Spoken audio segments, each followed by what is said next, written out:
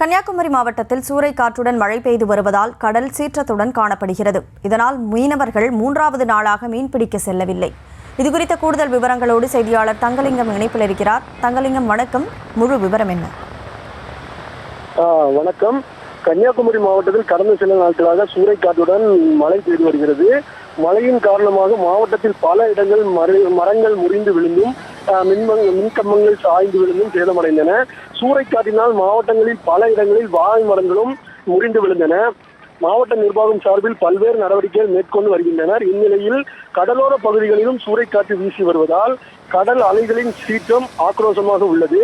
கடல் அலைகள் பல அடி தூரம் மேலே எழும்பி வருவதால் ஆரோக்கியபுரம் முதல் நீரோடி வரையிலான மீனவர்கள் 3வது நாளாக இன்றும் கடலுக்கு மீன்பிடிக்க செல்லவில்லை. நாளை வரை சூறைக்காற்று வீசும் என வானிலை ஆய்வு மையம் எச்சரிக்கை விடுத்துள்ளது குறிப்பிடத்தக்கது. இதனால் கன்னியாகுமரி மீனவர்கள் தங்கள் நாட்டு படகுகளை பாதுகாப்பாக கரையில் நிறுத்தியுள்ளனர். மீன்பிடி உபகரணங்களையும் பாதுகாப்பான இடத்தில் வைத்துள்ளனர்.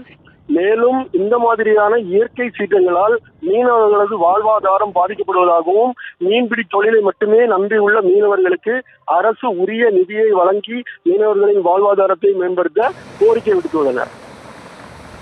விவரங்களுக்கு நன்றி தங்கலிங்கம்.